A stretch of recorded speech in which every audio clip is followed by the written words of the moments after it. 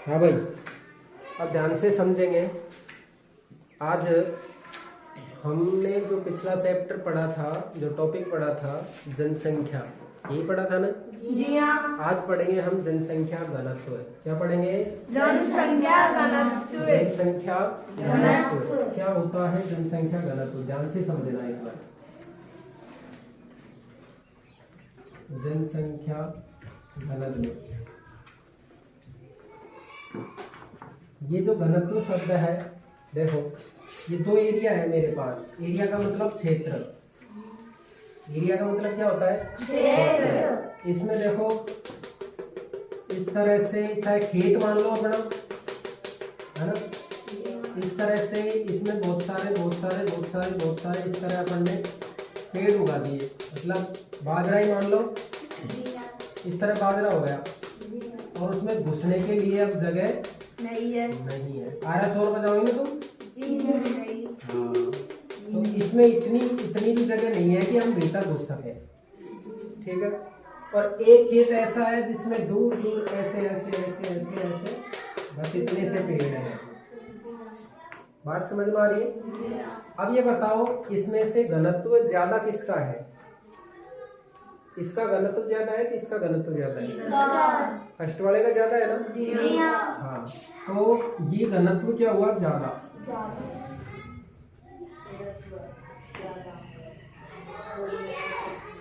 और इसका घनत्व क्या है भाई, बोलो? कम। घनत्व इसका है कम। ध्यान से सुनो। अब ये अपन ने चाहे पेड़ लगा लिए, चाहे मान लो इसको पहला कमरा माने, इसको दूसरा कमरा, इसमें इतने से आदमी बैठे, इसमें ज्यादा बैठे, इसमें कम बैठे, तो घनत्व किसका ज्यादा? इसका। क्लियर? समझ गए? अपन ने कोई भी चीज में कुछ चीज रख रखी है, तो अगर वो ठूस के भर रखी है तो उसका घनत्व क्या होगा? ज्यादा। और अगर दूर दूर बैठे हैं तो क्या होगा? घनत्व कम। तो घनत्व समझ में आया किसे कहते हैं? तो इसी तरह कोई भी क्षेत्र, जैसे अपना आसपास की बात करें, अपने गांव की बात करें, अपने यहाँ पर दूर दूर मकान है, आराम से खुला है, तो यहाँ का घनत्व क्या है? कम। और अगर अपन किसी सिटी में जाएंगे, कोई शहर में जाएंगे, तो वहां का घनत्व क्या होगा? ज्यादा। वहां पता है एक मकान, जैसे अपना ये रूम है, क्लासरूम अपना, इतना तो मकान होते हैं वहाँ, पूरा मकान। और इस मकान में फिर कई मंजिल होती है, 1 2 3 4 5 6 7 8 9 10 11 12 30 40 मंजिलें होती हैं। तो इस इतने से एरिया में 30 मंजिल का मकान बनाया। एक मंजिल में अगर 5 लोग रहते हो तो 30 मंजिल में 150 लोग नहीं रहते क्या? एक मंजिल में 5 लोग रहते हैं तो 30 मंजिल में कम से कम कितने हो गए? 150। यानी इतने से एरिया में जहां हमारे यहाँ पर खुला पड़ा रहता है, जहां पर कोई लोग रहते तक नहीं है, उस जगह पर वहां पर 150 लोग निवास करते हैं। उस जगह का जनसंख्या घनत्व ज्यादा होगा कि नहीं होगा? जी हाँ। जैसे अगर इमेजिन ध्यान देखो इधर, अगर अपन राजस्थान का नक्शा देखते हैं, ये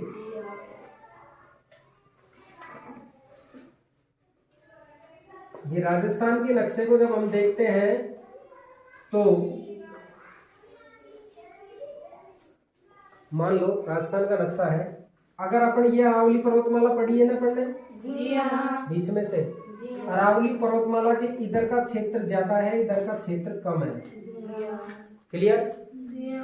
एक बात और है, लेकिन यहाँ पर लोग ज्यादा रहते हैं और यहाँ पर लोग कम रहते हैं। यहाँ पर क्षेत्रफल, खेत तो है बड़ा और लोग रहते हैं कम। यहाँ पर खेत है छोटा और लोग रहते हैं ज्यादा। जनसंख्या घनत्व इधर का ज्यादा होगा या इधर का? इधर वाला ज्यादा होगा, स्वाभाविक है। तो जनसंख्या घनत्व ज्यादा वाले जो जिले हैं ना अपने, वो किधर की तरफ मिलेंगे? पूर्व की तरफ। और जनसंख्या घनत्व कम वाले जिले किसकी तरफ मिलेंगे? पश्चिम की तरफ। बोलो, बात समझ में आ गई क्या? तो पश्चिमी राजस्थान में जनसंख्या घनत्व कम है, जबकि पूर्वी राजस्थान में जनसंख्या घनत्व ज्यादा है। अगर अपने राजस्थान की बात करते हैं तो राजस्थान की सबसे फेमस सिटी और राजस्थान की राजधानी कौन सी है? जयपुर। तो राजस्थान में सबसे ज्यादा जनसंख्या घनत्व कहाँ का मिलेगा? जयपुर का। राजस्थान में सबसे ज्यादा जनसंख्या घनत्व कहाँ का मिलेगा? जयपुर। और सबसे कम जनसंख्या घनत्व बात करें तो पश्चिमी राजस्थान में मिलेगा जैसलमेर का। किसका मिलेगा? जैसलमेर का। ध्यान से समझने की बात यह है कि जयपुर का जनसंख्या घनत्व कितना है? 595। कितना है? 595। ठीक है। और यहाँ का जनसंख्या घनत्व कितना है? मात्र 17 व्यक्ति। कितना व्यक्ति? 17। यानी जैसलमेर में 1 किलोमीटर के एरिया में, यानी जैसे अपन यहाँ से, जैसे आपने बनाया होगा ना, व्रत बनाना जानते हो? व्रत, जी हाँ। तो व्रत में जैसे 1 किलोमीटर की अपन ने उसको प्रकार को खोल लिया, जी हाँ। तो इस 1 किलोमीटर के एरिया में चारों तरफ अगर बात करें तो मात्र जैसलमेर में कितने व्यक्ति रहते हैं भाई? 17।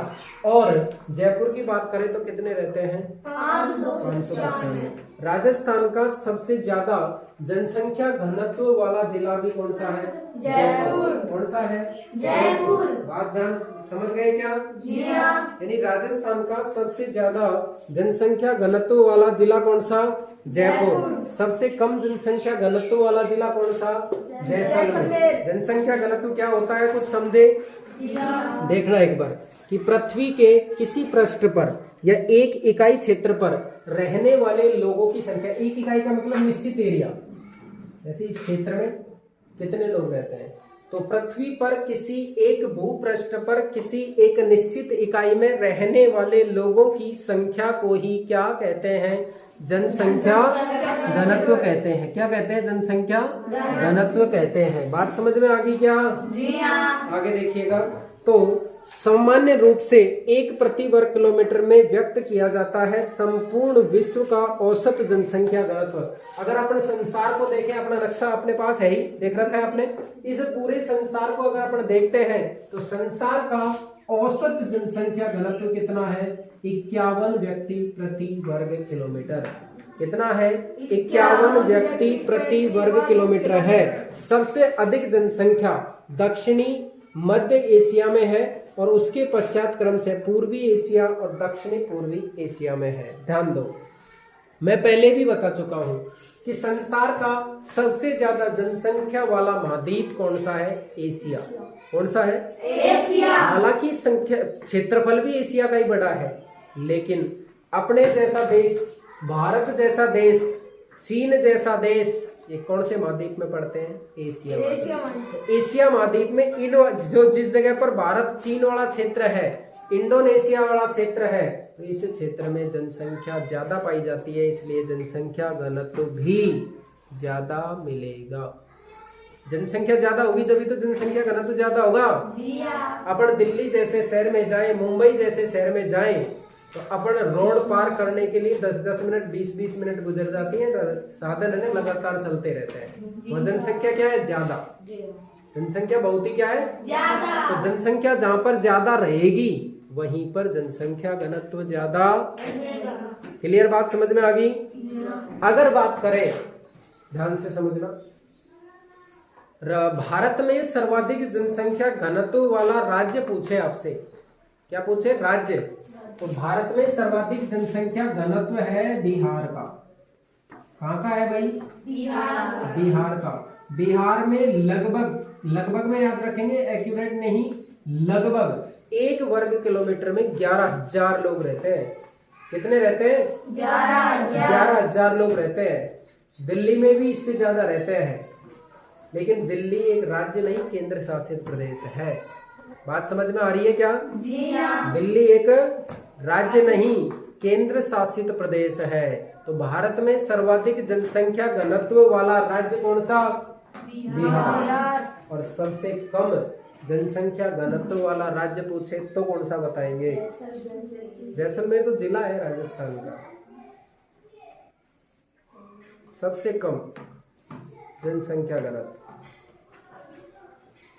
यानी वही तो एरिया होगा जहां पर क्षेत्रफल तो बड़ा हो और लोग रहते हो कम। बात समझ में आ गई? तो जनसंख्या रहेगी उसके आधार पर। अब सुनो, जनसंख्या वही तो रहेगी जहां पर सब सुख सुविधा मिलेगी।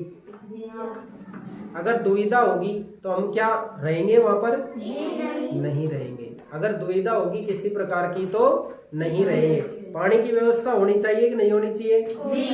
आजकल मूलभूत आवश्यकताओं में है, जैसे पानी है, बिजली है, सड़क है, जहाँ पर सारी सुविधाएं लगभग बढ़िया मिलेंगी वहां पर रहेंगे। अब सुनो, आप अगर पहाड़ी भागों में रहेंगे तो वहां पर ना तो आपको पानी की पर्याप्त सुविधा मिल सकती है, हो सकता है कि वहां पर बोरिंग की व्यवस्था ना हो सकता है कि वहां पर बिजली की व्यवस्था नहीं हो सकता है आपको चढ़ाई के लिए रोड नहीं हो, और रोड नहीं हो तो आपको वैसे चढ़ना पड़ेगा, तो डूंगर में चढ़ोगे तो कैसे चढ़ पाओगे?